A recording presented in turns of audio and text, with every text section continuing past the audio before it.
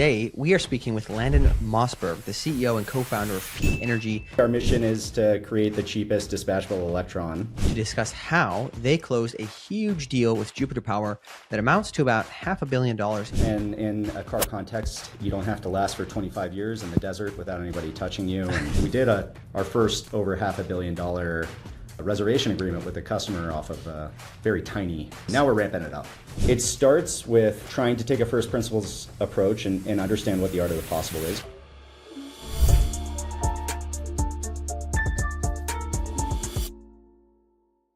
Hey everyone, welcome back to the Clean Techies podcast. I'm Silas Maynard, your favorite clean tech headhunter. Today, we are speaking with Landon Mossburg, the CEO and co-founder of Peak Energy, to discuss how they closed a huge deal with Jupiter Power that amounts to about $500 million in size, in dollar size.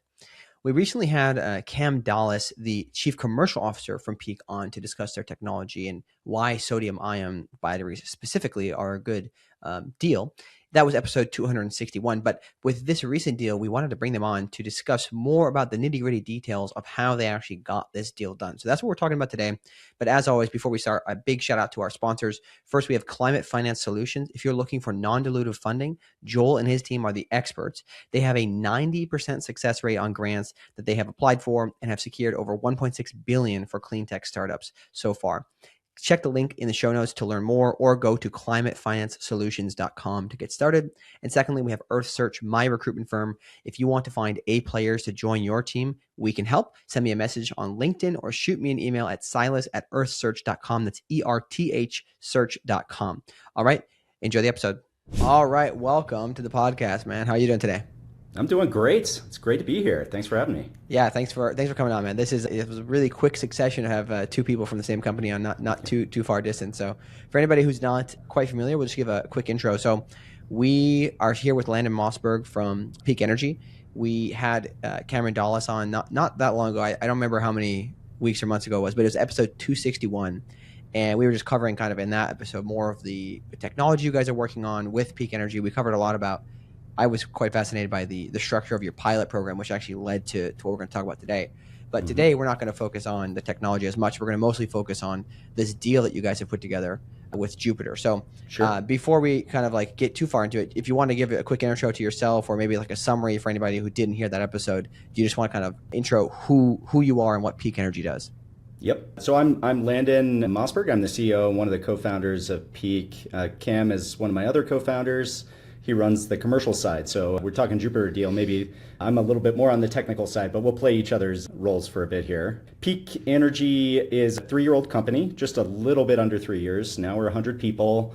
And really our mission is to create the cheapest dispatchable electron and in a bottleneck kind of scaling of power infrastructure, which is increasingly like the limit on everything from AI, reshoring manufacturing, and then if, depending on your roadmap for AI, potentially everything else if they can hit AGI. So super important problem. We are super bottlenecked right now to the point where some very serious people are talking about going to space to try to avoid the problem. You guys are going to have to build some space batteries pretty soon. That's right. Well, I think it's a little easier to solve this on the Earth first, and then we go to space. But so that's really our mission. And if you look at the problem, you sort of dissect it a bit. The near term, the most immediate impact we can have is actually solving the capacity problem. And basically capacity is distinct from generation, and that when people think about power plants or the grid, they're thinking about like generation, transmission, but you can also have capacity. You can have tons of solar, wind, even gas generation, and these resources don't produce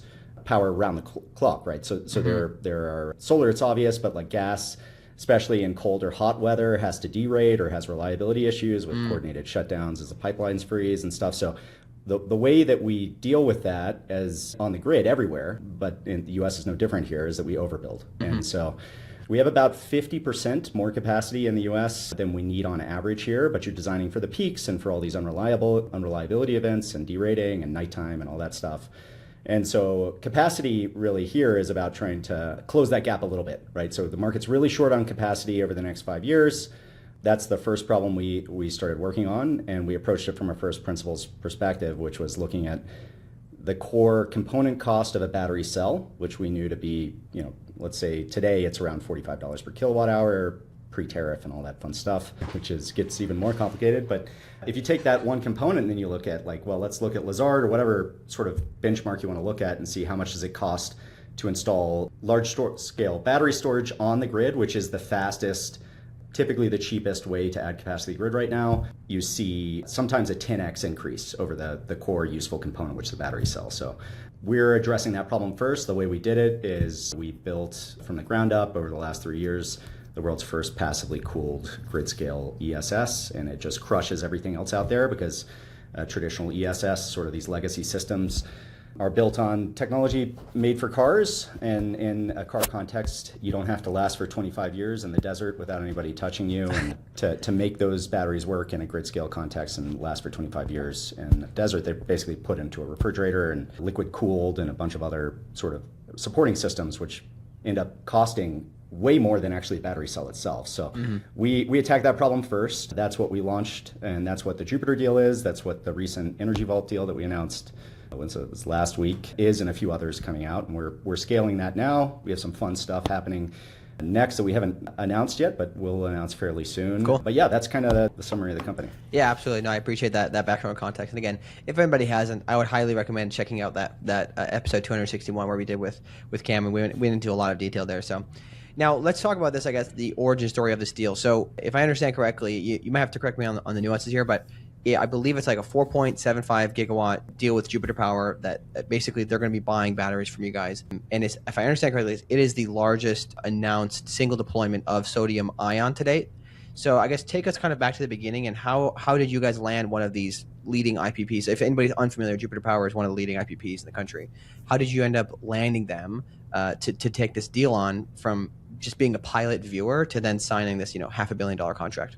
Yep. Yeah. So those numbers are pretty close. The one clarification is that it's that 4.75 is over the next few years. The first large deployment, and it is the largest announced deployment of sodium ion, I think, still, and that's a 720 megawatt hour project next year. And so we're ramping up. We're scaling up to do that now. Yeah, it was like, I think the first answer to the question about how we got it done is you got to work with incredibly smart, creative customers like Jupiter Power.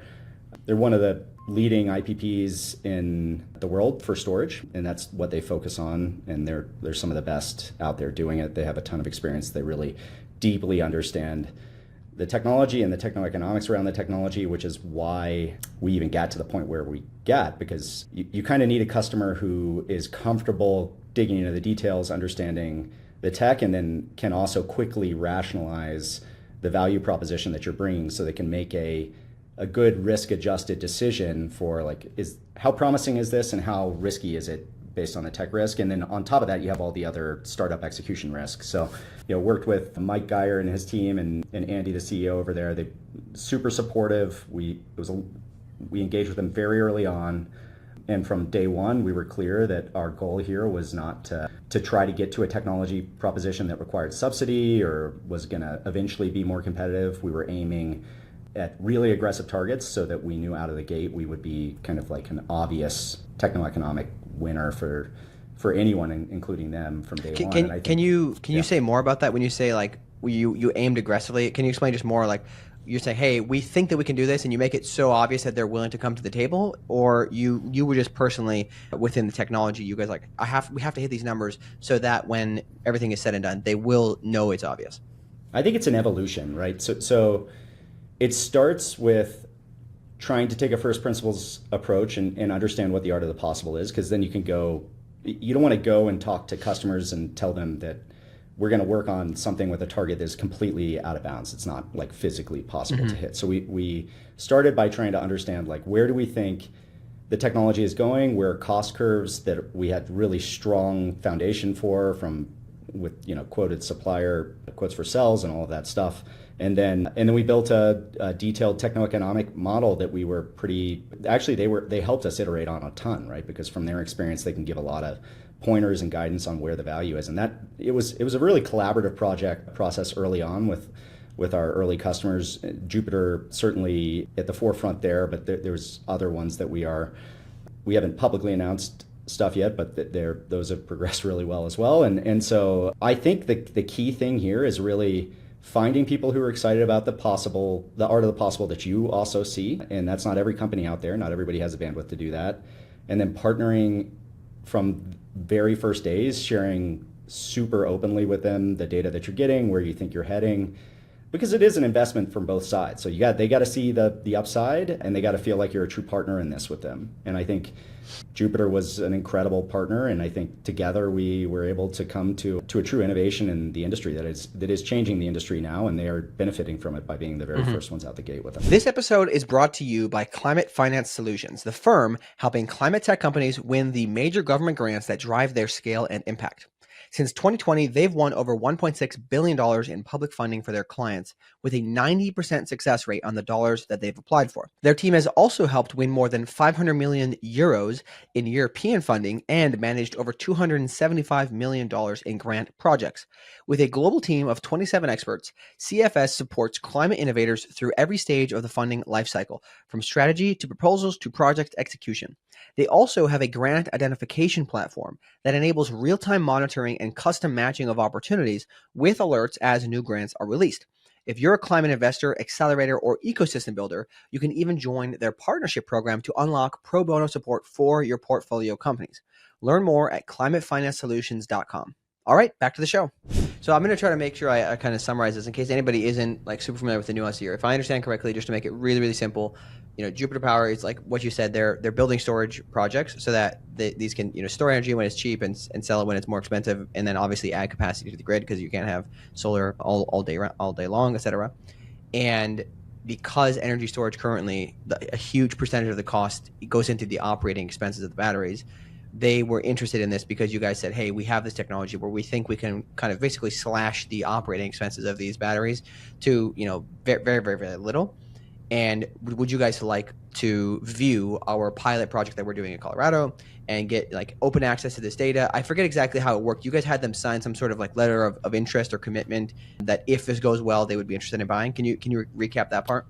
Yeah, we built kind of a program around it from the very beginning of the company, and we called it the Peak Pilot Program, and invited, shopped it with a bunch of very high quality, smart customers, both IPPs like Jupiter Power and utility companies, because we wanted to get that perspective, not just in the US, by the way. We also had a couple people participating from outside the States, and it had a couple of stages. So the first stage was really like, hey, do you want to do it? And there was kind of a handshake. And if they wanted to do it, I guess we got probably NDA in place or something like that. But it was really, really light in the very beginning because we didn't have much. We just had cell data. We had some ideas, some slide decks, right? And then we started testing stuff and sharing more and more and getting feedback. And we had like these sort of like regular updates to this group of customers, Peak Pilot Program marquee customers, who would, in exchange for their feedback and regular input into our product design process, they got tons of data about where the market was going, this new technology roadmap. So that was the quid pro quo in the beginning. They get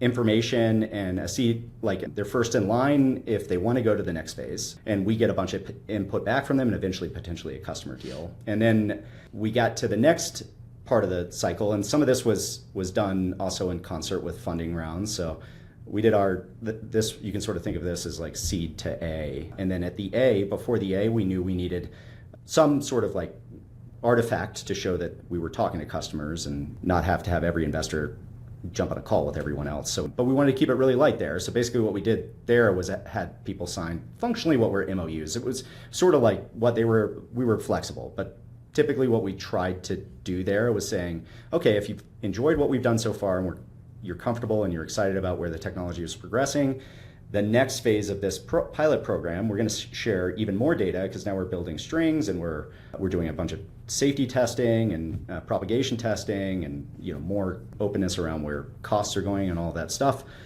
To participate in this next round, please sign an MOU, and that MOU should basically say like, we're going to go towards this pilot, and part of the money that we're raising in the Series A was so that we could build the pilot. Peak was going to pay for it. And the customers were going to get all the data leading up to and including the pilot data, right? So, and then the intent was that as long as we get through the pilot, everything looks really great, then the customer, like signing the MOU basically meant that the customer had an intent to purchase if everything looked great, right? But not a binding thing. Correct, yeah.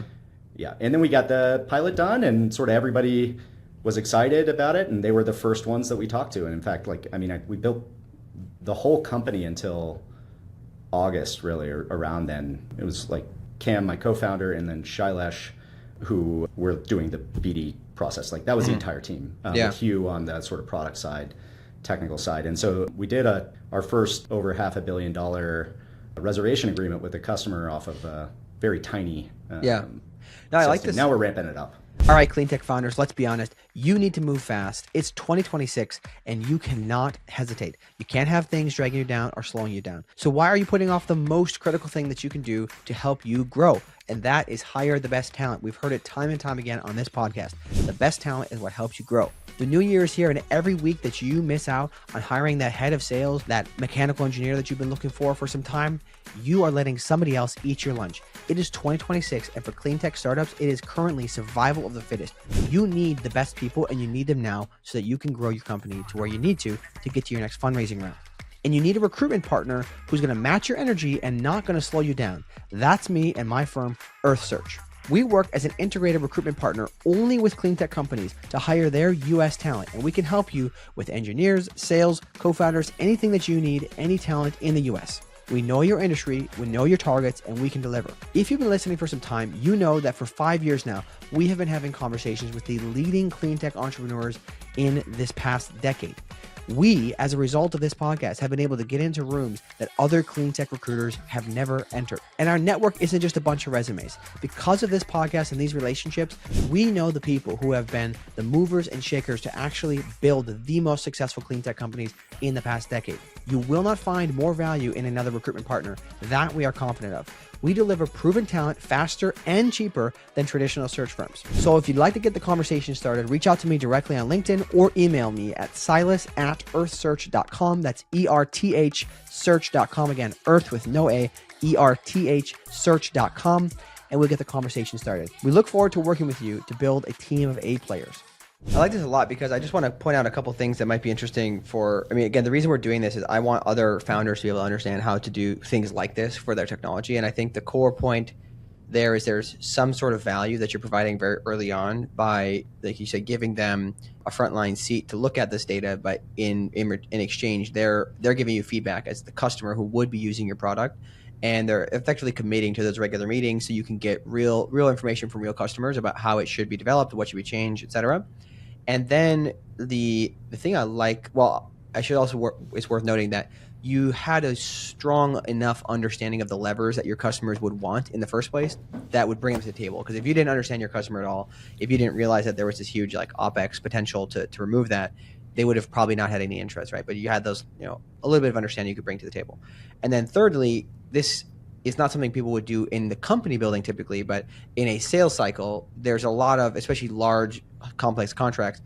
It's not like you just pick up the phone and they sign the next day, right? This is a long sales cycle. Yeah, and what you guys effectively did is you made the stages of the company, it's this own relationship building company sales cycle where they have more familiarity with you. And not just did they have familiarity and trust with you, they actually had real data that they could look at and say, like, these guys are not full of it, right? They actually have real information. So to me, that's like the first biggest insight I want to highlight to other founders is if you have something in a similar kind of a trajectory of technology development, you could probably do something similar to this. Anything that you want to add to that point?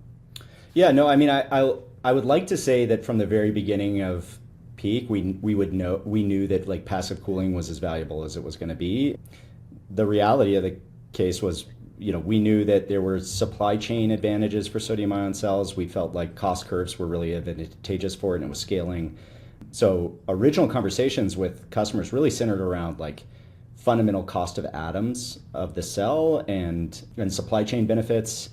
But then we were pretty hand wavy about like safety, potentially being on something that could be good. And then we knew that like the temperature performance was going to be much better, but it was not super clear to us how valuable all that stuff was. And I think that speaks for how incredibly important it is to be open if you're doing this, and probably in energy markets, if you're going to go for utility scale especially, I would really recommend some approach where you get a flavor of this and the opportunity to get this information, because energy markets are really hard to understand. It's hard to know what is like the most important thing, what things cost, and also how it's changing, because it's changing all the time. And there's tons of changes coming. Even like the pace of change in these markets is like increased a huge amount with data centers and all that stuff. And having customers provide this input as they learn and they're continually learning on a new technology was critical for us. So, just on the cooling thing, I don't think we really understood how truly valuable that was until maybe a year into the company or something like that. And even then we couldn't quantify, we just knew it was big. And so we actually made a call after we'd already started building some of the first stuff for the first system that we deployed out there to go fully passive. The first idea was to be like air cooled, but not liquid cooled. And that was kind of like a half step there. But then when we realized how valuable this was, we decided to accelerate that. And that was a direct result of talking to customers and having I was going to say, that's the key thing is like you by having that exposure, you were able to understand and learn what it was that you were missing the point of, because a founder can have so many ideas about what's going to be valuable, but it's until you actually get into the weeds that you really hear what they're looking for. So that's helpful. So now the next thing I'm curious about is, they have, if I understand correctly, this is kind of like a two-part deployment, right? You mentioned this, that Jupiter will get a certain amount of your battery capacity for production initially, and then they're basically reserving future production when you guys, scale up a gigafactory, whatever it is you're going to be building. Yep. How do you convince them to? I don't know if it requires them to put extra money on the table initially, or if it's just a binding agreement that they will do that. But how do you get them to actually do that longer term capacity piece versus just saying, hey, we'll just take the first stuff that you can produce and then talk to us later when you have a gigafactory? How did you actually get them to be willing to do that? So capacity reservation agreements, you can call like CRA in the industry, are pretty standard structure that you'll see for anybody really operating here. So it wasn't a new concept. We knew that it would be a really nice signal to investors and to bankability partners and other customers that this was not just a one-off thing, even if it was a big first one-off thing, but that there was opportunity after. It also is, I think, valuable for any customer who signs a CRA. And that's like, we have a CRA also with Energy Vault, and that's the other one we announced. And in exchange for sort of showing, like, sort of reserving some capacity in the future, both companies commit to each other. I can't get into too much the specifics of those exact commitments, but think functionally what Jupiter gets out of it is some certainty around what their capacity available, like what they can deploy, how much can they count on, and roughly what the economics might look like for that deployment. And we get a similar thing on the supply side, right? And so I think it's a useful tool, and generally the way I'm not speaking specifically for any particular deal here, but generally the way CRAs work are you have some form of agreement up front, and you could have everything from no commitment, no like hard commitment at all until you get close to when you need to confirm those volumes, to maybe a down payment, or and everything in between. And then as you get closer, like say, and it's depending on lead times and all that stuff, but say like roughly a year plus or minus, maybe 6 months. More on the plus side, 6 months in advance would be pretty tight. But like, then you kind of get closer, and then it converts over from the CRA into like a purchase order. And all of these things are different for every customer. But generally, that's kind of the concept of how it works. So I think I just want to make sure I understand this correctly. It seems as though one of the core components is that your technology is one that is unique enough that it gives your potential customer an advantage over their competitors. Because if it was just like another widget and it was different but not necessarily going to give them some sort of advantage, there's much less of an interest to be like making those kind of commitments, even if they don't have to lay out cash initially. Is that correct? Yeah, I mean, I think some of this is yes. So I think every developer is different. They all have different sort of, think of them as almost like investment funds where they have different theses about like how they're going to have some advantage in the market. They need some like reason that they could do it better than everybody else, because there's a lot of developers out there. Historically, a lot of that's been done around like access to lower cost of capital, or access to a pipeline of projects or land, or like really good at getting interconnect queue position or whatever. As the industry has matured, those things still exist, but the amount of advantage that is able, think of it as alpha in investment speak, is available to a developer using those old ways of doing things, or like those traditional ways to compete, are eroding, right? So it's getting harder to find techno-economic advantage on your product, or higher levels of return alpha from things like financing and land. So increasingly the focus is shifting, like, can I find it somewhere else? And technology, it's kind of, when I went into this, I thought technology was the only thing that really should matter. Like, everybody would be most focused on that. And if you look at, like, your cost of capital can swing your project techno-economics like crazy hard. And it can wipe out any, like, even very, very material gains from your, if you have like better RT or whatever that is. And so one thing we realized early on is, yes, like, having a TCO advantage that is extremely defensible, really easy to understand, really easy to evaluate and de-risk technically, is very valuable. And that's what we've done with the passive system. But it's even better if that advantage also accrues to reducing the risk of, like, delays in your permitting process or construction or installation going too long.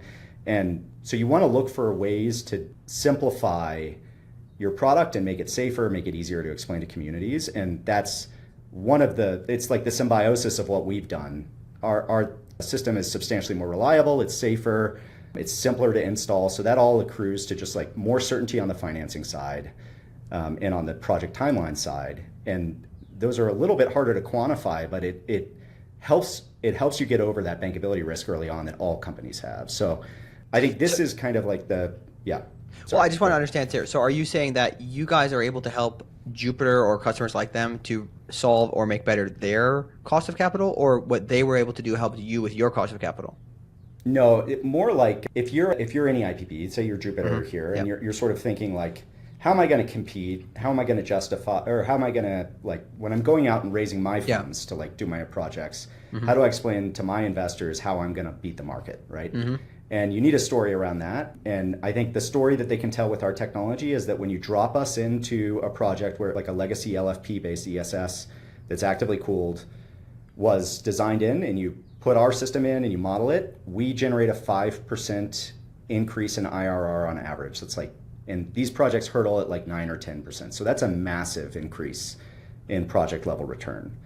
And that's coming from our TCO benefit, it's coming from our lower variable operating cost, and coming from lower degradation, right? And so those we can point to, the customers understand those now. But then there's another part of this story that I think is equally important, and really it's a general thematic thing. And Tesla was the first one to do this with Megapack, I think, is really focus on how do you design a product and then design a whole process of delivering that product around it that makes you the fastest and lowest risk to get that product like installed, commissioned, and operating like as fast as possible with the least risk of it like getting delayed for some reason. And Tesla did that by being the first to integrate inverters and making like electrically integrating these products much easier, less complicated.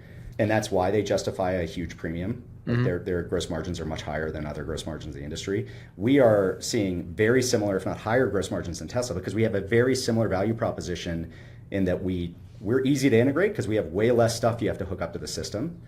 And then on top of that, we have this TCO benefit, which makes the system like return your techno-economic advantage is very easy to justify and model in and understand at the project level. So this general theme about like trying to de-risk and have more predictable product in the field is something that we're writing, and then we have a very specific TCO business case that customers can understand. I see. Yeah, that makes a lot of sense. So in general, like, it's more attractive for Jupiter when they're going to raise money because of the cost side of things, but also just the risk of, it's not necessarily risk of anything about the technology, but when there's fewer moving parts around getting permits and getting things installed, because we didn't talk a whole lot about it, but your guys' batteries are much safer from all the data. It makes it easier to get those things done, which is like fewer roadblocks in the process of getting their projects built. So that also improves it. Okay, that makes a lot of sense. I just want to make sure that's really understood from other founders, because it seems as though there's I don't know how you want to take this, but there's so many a lot of people talk about product and you want to make things very simple, like kind of the Apple way. Like, is it super easy, super intuitive? Like, would Steve Jobs be happy about it? If you can make it shorter and easier and just like all those things, it's going to have other benefits, but you need to understand where your customers' needs are, especially if you're working with these types of folks. So that last point's like the critical one. You got to find a way to put yourself in their shoes and understand as deeply as you can how they, like, what are they worried about? What are the things that can like really cause them problems or make their day? And in like energy project development at utility scale, if you don't understand how projects get built, the steps that they go through, and then go deep on things like permitting and interconnection queue and financing especially, like, and how these things interact, and you're just focused on technology is necessary, but it's not sufficient. You have to understand those other things, because there could be gotchas in those other things that you could have the best technology in the world, but if there's something about that other process where if you add risk to permitting, for instance, or you make the interconnection process harder for your customer, you don't find a way to address bankability and their cost of capital is higher, you are probably not going to, you could have better technology, you're going to lose, right? Yeah. So you need to understand that stuff. Now, I would like to shift a little bit, kind of focusing for you guys. When you were able to do this properly, you were able to get these customers interested in signing. How did this affect your ability to not have as much dilution with your next fundraise? Because if I understand correctly, you guys were able to use this and Jupiter's name and maybe some of the other customers' names to help you get better terms for like how much equity you had to give away, but also you could then raise a debt facility instead of just taking it all as equity. Can you just talk a little bit more about that? I don't know what numbers you want to share, but I would like other people to understand the benefits of doing it this way. Yeah, so we haven't really raised any material debt to this point. We're increasingly looking at those options now as we diversify pools of capital, and what we're doing is starting to change in ways where we can deploy. We think we can both raise and deploy not just top co-equity effectively. So that is definitely something as a founder you should look to do, but I would generally say, at least from my experience, you don't want to do it too early. So that's kind of the answer there. I think in terms of like how do these, maybe dilution for me is an important thing, but it's the most important thing for me is that like we're not taking too much dilution in a way that hurts the eventual outcome for our employees, first and foremost, for our investors in prior rounds. As long as we're doing a good job, we want to make sure that we see value and that people aren't taking too much. And then there's obviously governance issues that might come up later if you end up having too much dilution. So that's primarily, from my personal perspective, and I think the management team and the founders are all aligned on this, is like, this company, what we're trying to do is really looking at the largest and most important market in the world, which is energy broadly. Peak is an energy company, and that is if we're successful in what we're doing, we're talking about an outcome that is like massive, hundreds of billions of dollars. So even a tiny piece of that like is more money than I think I will need or really care about having. So it's much less about money. It's more about the mission and how do you have a great outcome for folks in the company. And I think having like a story in every fundraising round that helps your investors think about the risks that are present at that point. And until you get to like seed and Series A, you're still very much, it's team, it's market, it's opportunity, it's products, to the extent you have product market fit, which you should have by an A. And then you like product market fit, you can demonstrate in a lot of ways, but the best way you can do it is with customers, right? And so having customers you can point to and customers who will sign something that you can show is usually very helpful. Yeah, I guess the key thing I just want to point out is mainly like if the way you guys you were willing to pay for your own pilot in order to then share the data with multiple people, whereas many founders will have customers pay for the pilot and then usually the data only goes to one. So you kind of like you reversed it a little bit and you could say that you had to spend more money than you needed to initially, but it ended up having a better result because you got the maximum amount of value out of the money that you had raised at that time, because that, say like in the timeline, it advanced you much further than if you had just done a single pilot, so that your total value creation was apparently much larger, which allowed you to then go raise a nice round without it being like a really like tight fit in terms of making it work with the equity. And then my understanding is that at some point down the road, I'm just kind of curious to get your take on this, you will then be able to use all of those customer commitments to then use debt to build your gigafactory or whatnot, instead of having to raise more equity funding. And that is going to be better for the overall outcome and have more flexibility for you from a financing perspective, because if you can prove to a bank or to at least some kind of lending provider that is like comfortable with all the risk, that means you've de-risked the technology substantially more than others have. Is this correct understanding? Yeah, I mean, I think like a very well-established way to do project financing is having customer commitments and bankable customer offtakes. Like the more bankable, the better, and that helps you structure like what's called project financing, which is usually non-dilutive, at least mostly non-dilutive, and that can be like some sort of structured equity on an entity that you set up that's separate from your top co, and then some portion of that is debt usually as well. And you can, like, if you're a big company with a big balance sheet, you can use your balance sheet to help backstop that project financing, because your project financing partners will want to look at some sort of, how do we know that this thing's actually going to get built and somebody will buy the stuff that comes out of it, right? So one way you can do that is with an offtake that is really rock solid. So that is definitely a helpful tool as we look at like investing CapEx in the ground in certain things. We are very CapEx-like. I mean, our strategy in the very early days of the company, we were looking at doing cell manufacturing. We've since made a change there to work with partners, always keep clear understanding and some technology in the cell, but like stay compatible with a large number of potential suppliers who can make that cell for us.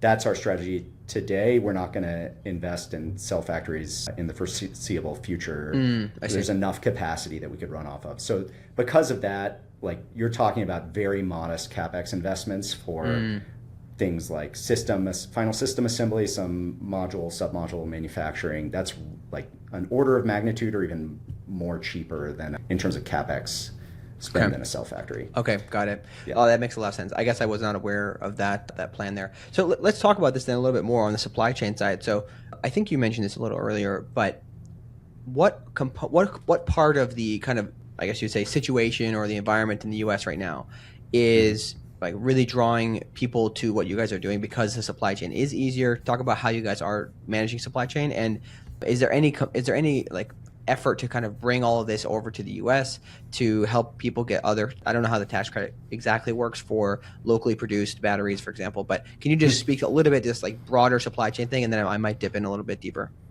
Yeah. So we started at like when we started the company, we knew we wanted to stay super compatible with like scaled manufacturing. So we have a large group of manufacturing partners we could work with.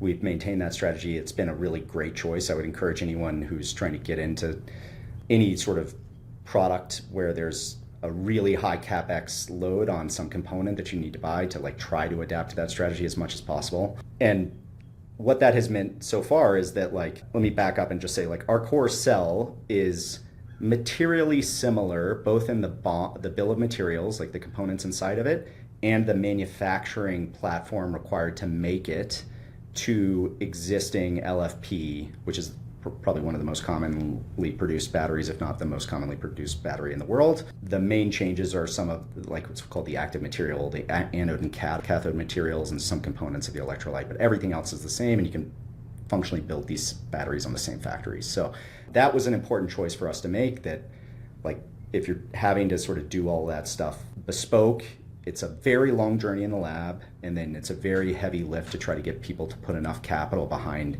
your very first step of production.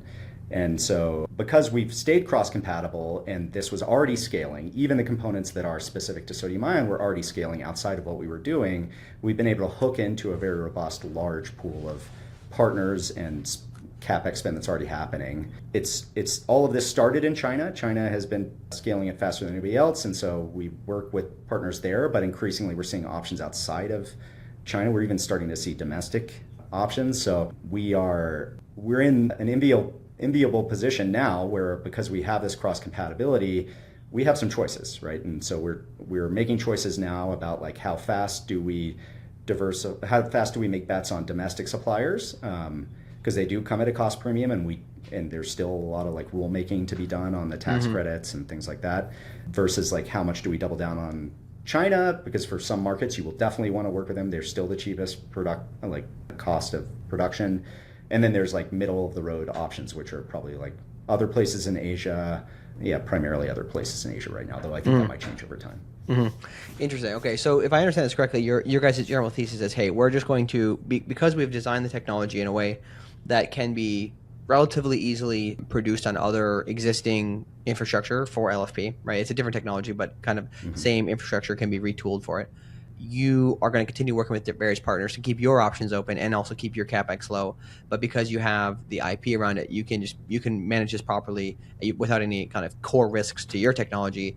And maybe one day you'll vertically integrate, but that's not necessarily like the plan per se. At least it is not required imminently for you to do this, which allows you to, like, if somebody, let's say they really understand the tax credits and they say, hey, we definitely want US produced version of this, you will probably be able to find somebody who could do that locally, even if it costs a little bit more, but that's, to satisfy that particular customer's demand. Do I have this like generally correct?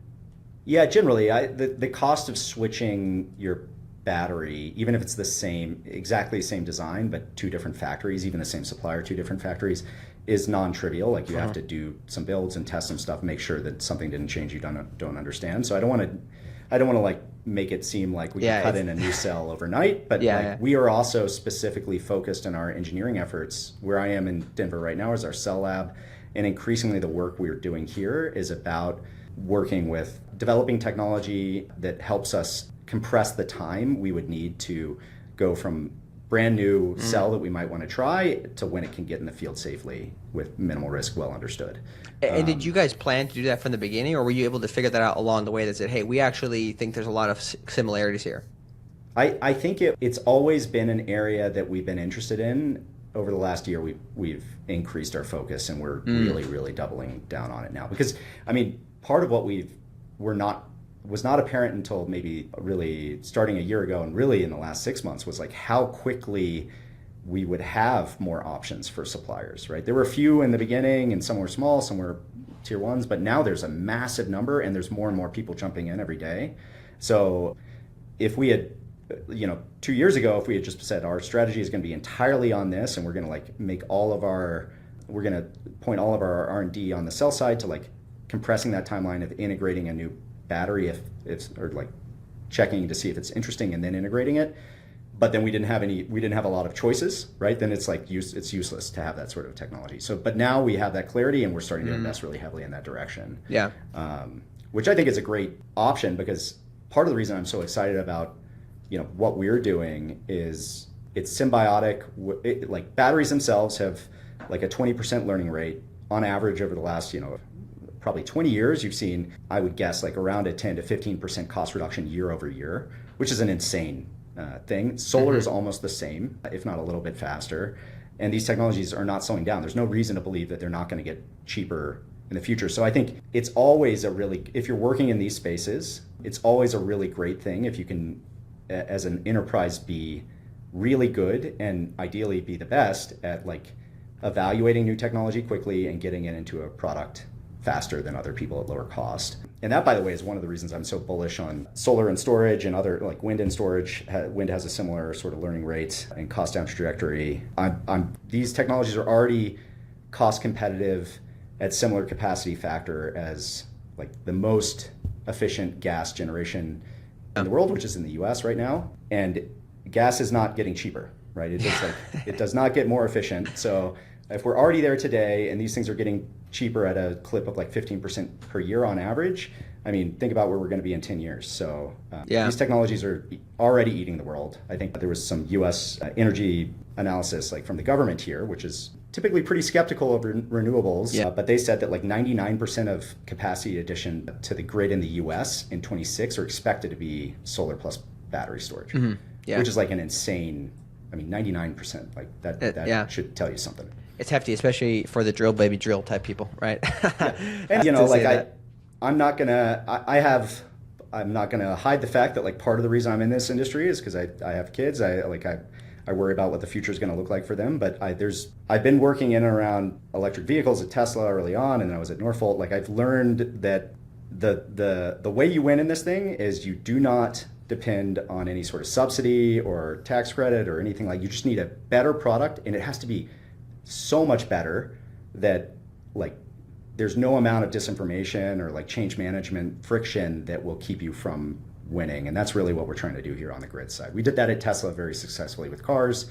That's why EVs took off like crazy, faster than I think they would have otherwise. Our mission at Peak is to basically do the same thing here with solar plus storage and other types of generation. Yeah. I'd like to hit on this idea of the cost of cells.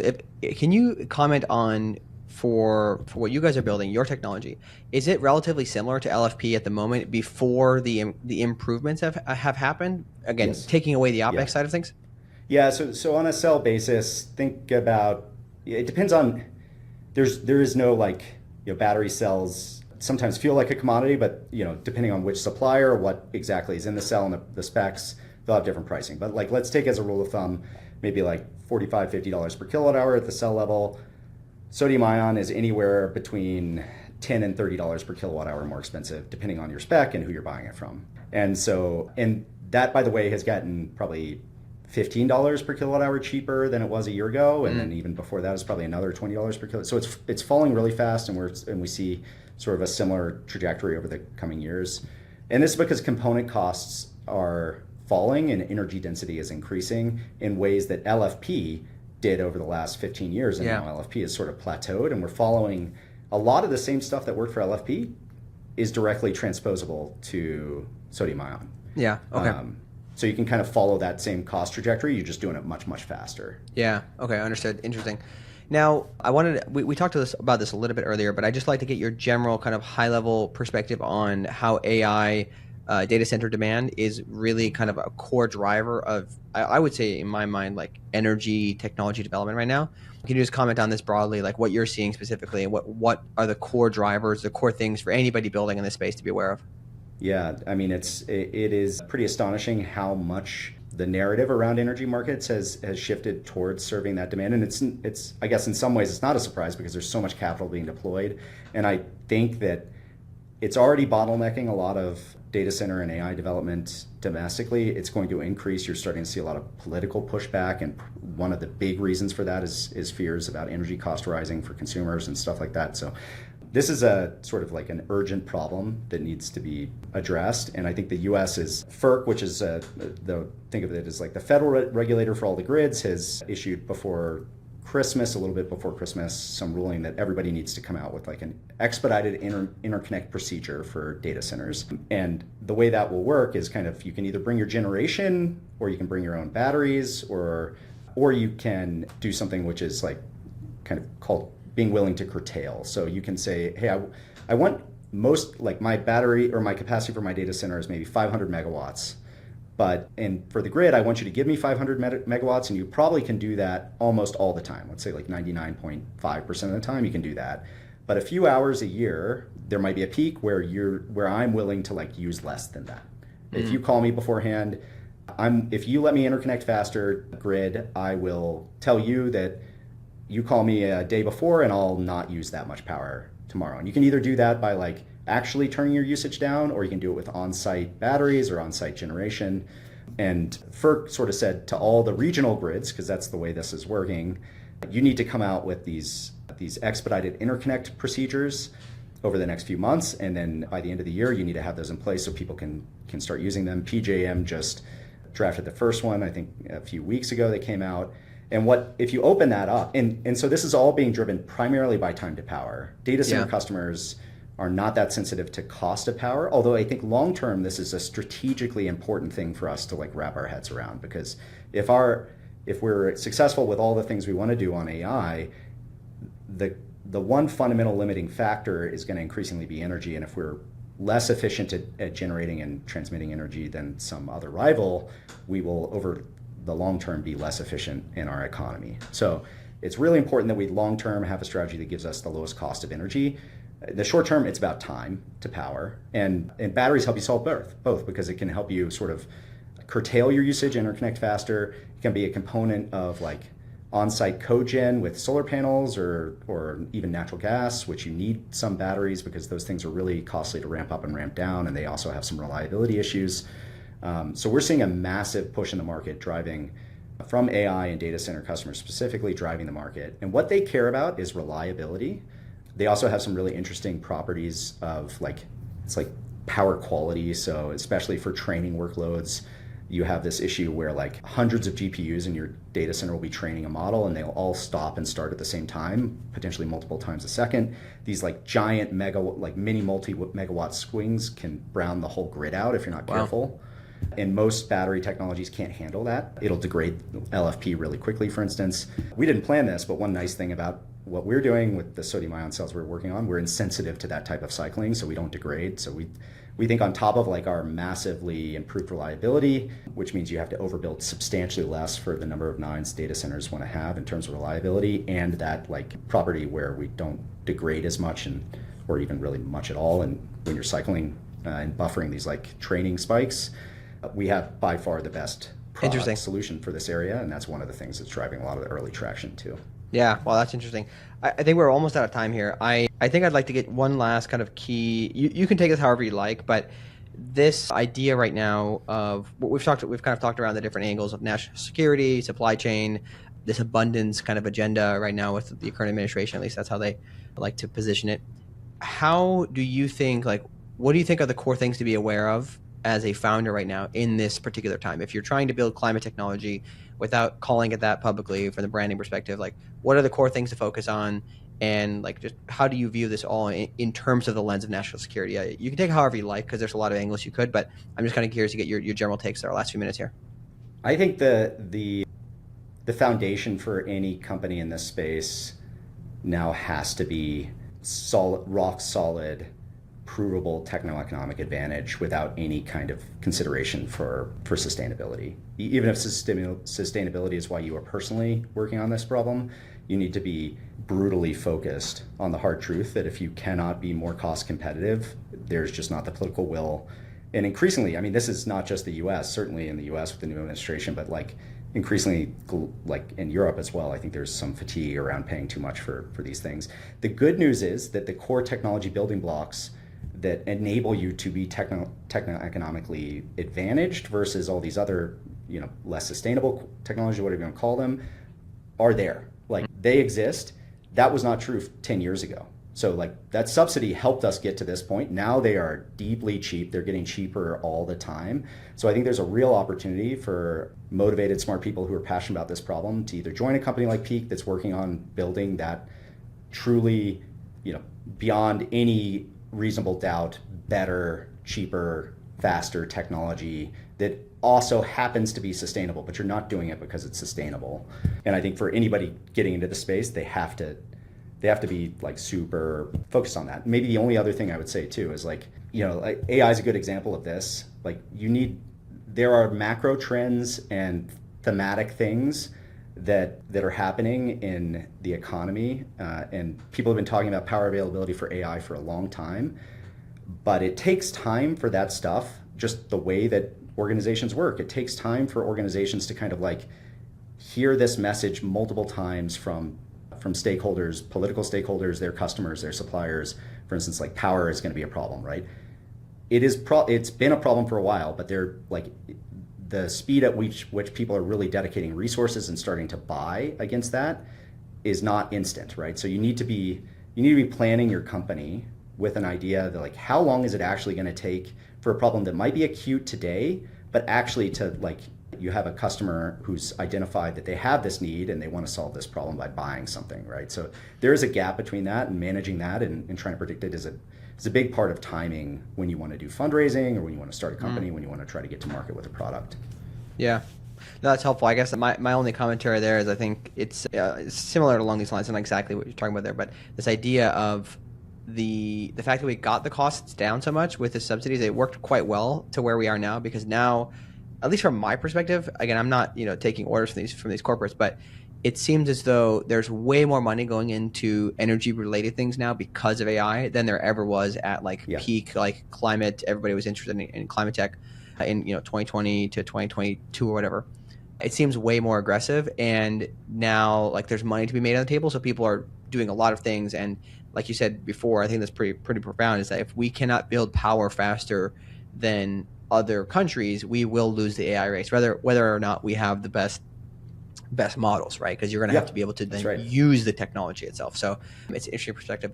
I guess one last thing, I think we have time for this. Are there any contrarian takes that you have right now, or things that you kind of think about from kind of this overall perspective of this technology that we're working on that just you don't view to be widely held amongst other people in the industry? Focusing outside of solar plus storage, wind plus storage, with like those will not solve 100% of the problem, but I think those things together can solve, they are the most credible, fastest, very likely cheapest solutions to scaling energy that we have and can know about for the next 30 to 50 years. I think there's more focus than seems rational to me, just looking at techno-economics and timelines and stuff on technologies that I think are really cool and I'm glad people are working on, but things like, new nuclear, new fusion, like certainly gas, like a lot of the gas stuff that's going, I think folks are underestimating the structural challenges to things like new pipeline infrastructure, just the techno-economic advantage of this stuff when you can actually get out into the field compared to things that are already competitive and will get cheaper. Like in my mind, if I look at this and I just look at what we know about physics, we know about the economy, we know about supply chains, a lot of the money that's going into these alternative things that are bets against sort of functionally contrarian bets to solar plus storage or wind plus storage, maybe because those are politically not the most attractive things in the short term, I would be worried about the amount of capital flowing into those spaces. I just think just look at the base cases and not enough people are looking at those. It's hard to know how those are going to be competitive without a lot of like subsidy and political help, which Yeah, I understand why founders would do it because it seems that there's a moment, and if I were in their shoes and I was a believer, I'd probably say the same things, right? But I do agree with you. I think that that in terms of like actual dollars to get things deployed, it's pretty obvious right now. So awesome, man. Well, we're out of time here. I appreciate you coming on. Congratulations on this big deal. I know there's going to be many more announcements. Seems like for you guys, but I really appreciate what you guys have done here. I think it's pretty rare that we find like a really, really good, solid, unique insight from founders in this space, and just the way that you guys have built this company, again, from your previous experience, being able to then figure out what not to do and what to do things differently. It's been really helpful. So any founder who's building in this space, I'd recommend listening to this episode, taking some notes, and then also checking out the one we did with Cam. So thanks for coming on, man. It's been a pleasure. Thanks for having us. It was really fun. All right, everybody. Thank you so much for tuning in today. If you enjoyed this episode, please share it, leave a review, share it with somebody else you know who is going to like this content specifically, or comment on the post with your favorite takeaway. The only way that we really grow is through you sharing it. So we really appreciate your help there. If you are a job seeker as well, definitely check out Peak Energy as they are doing a lot of hiring currently. And then finally, one more shout out to our sponsors. We have Climate Finance Solutions. If you need to raise non-dilutive funding, they are the team for you. Go to climatefinancesolutions.com to get started. And if you're looking to hire engineers, salespeople, or executives, any A player who have proven track records, reach out to me and my team at EarthSearch to help you find them without breaking the bank. You can reach out to me directly on email at silas@earthsearch.com. That's ERTH search.com, or DM me directly on LinkedIn. All right. See you next time on Clean Techies.